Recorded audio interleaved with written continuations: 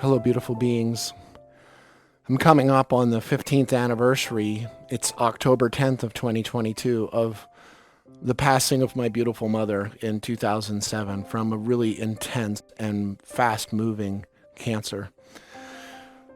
I can't express or explain the depth of that. Anybody who's ever read my book, Echoes of an Ancient Dream, of course, I've got a whole chapter about it. I think it's chapter 3, Falling Back into the One, talking about my experiences at the Center for Spiritual Living, Asheville, with Reverends Barbara and John Waterhouse, two huge, amazing mentors of mine that just retired a few weeks ago. And recording an audio program that's out there, it's all over the place, called 5 Layers of Conscious Creation, 5 Aramaic layers, or Aramaic Insights, 5 Layers of Conscious Creation, at the center, and the experiences I had there. I'm not going to go into all that, but knowing that my mother was pretty much on her deathbed in a nursing home up in New Jersey. So I recorded that, what is that? That would be October 7th of 2007 on a Sunday. And by the 9th, Tuesday evening, I was at my mother's bedside in New Jersey in the nursing home. And someone had given me a gift a couple weeks earlier at a dinner event I was at. And a woman said, when you get there to your mother, get up in the bed with her in the hospital bed and hold her in your arms.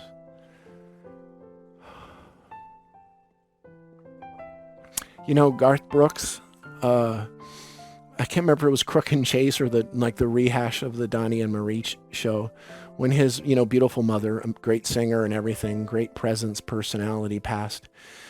I remember them asking how he was doing, and he said something that I related with so deeply. He said, it's like if you put an M&M in my mouth, it'll just fall right down to the floor. I get that. There's a lot about Garth that I've always related to, the fact that people say, how do you want to be remembered? And I say the same words that he says. He's like, I want him to say, hey man, he was real. I'm not interested in the facades. I'm really not. I'm not. What's the point? I'm not here for that. My mother she's the strongest being I've ever known in this dimension. Easily the strongest person I've ever known. And at the same time, here she was, maybe 60 pounds, covered in softball-sized tumors all over her body, the side of her head, her back, her lower back, her side. Wow.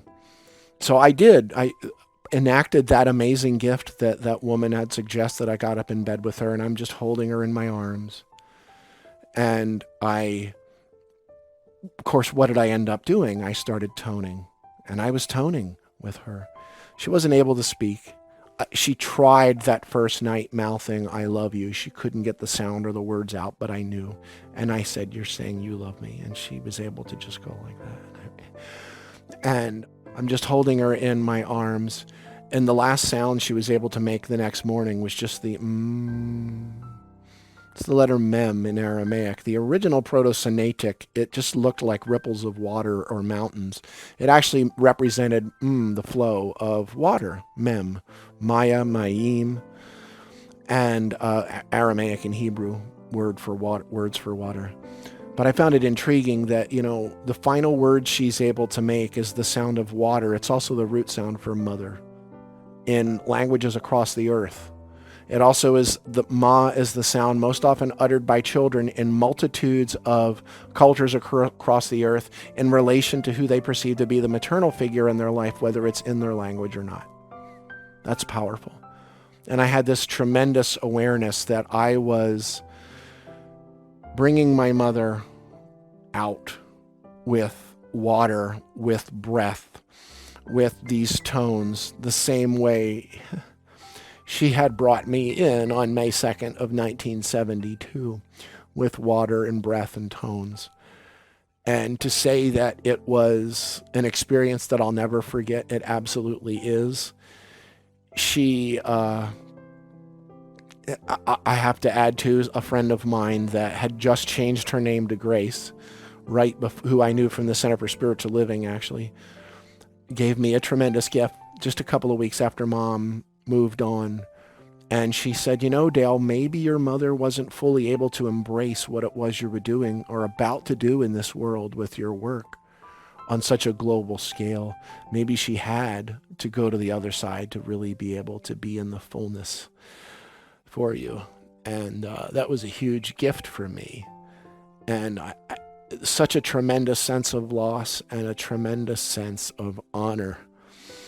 And when I was walking up onto the stage, the Center for Spiritual Living, on Sunday morning, October 7th, 2007, Barbara said, "Here's Dale Hoffman," and she invites me up there. I forgot why I was walking up. And this is in my book. It's in Echoes. And on the way to the stage, I'm like, what am I supposed to be doing? And clear, distinct voice. And it wasn't Charlton Heston. It's really my own voice.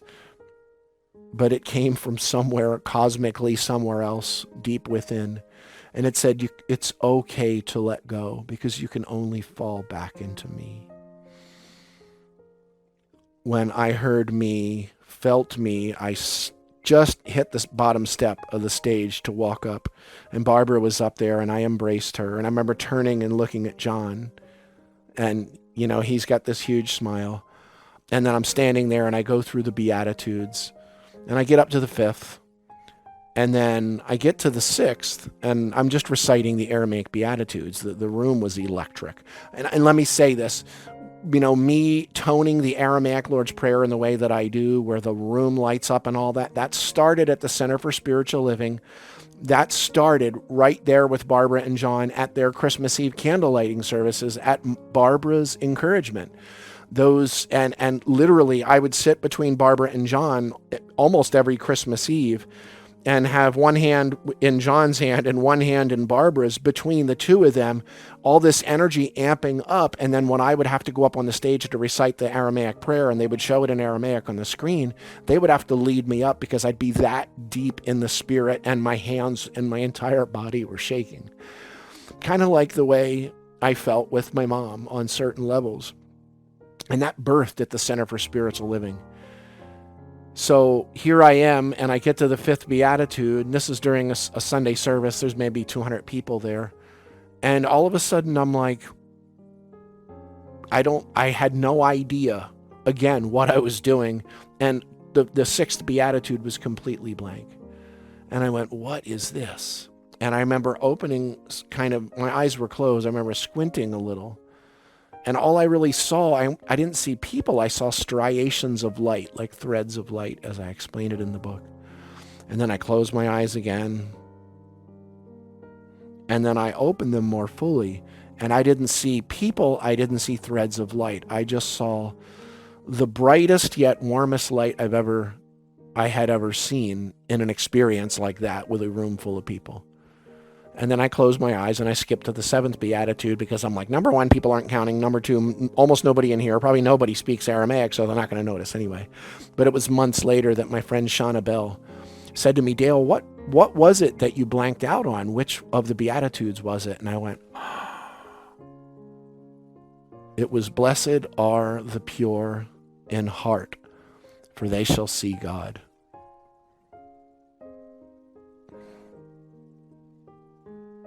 Tubve hun lai lane dat came blebon, the nun nexun la Allah. So what were the final things I said to my mother on Wednesday morning, October 10th, 2007? I held her face in my hands, and I said, it's been my absolute highest honor to be your son. And it's okay to let go.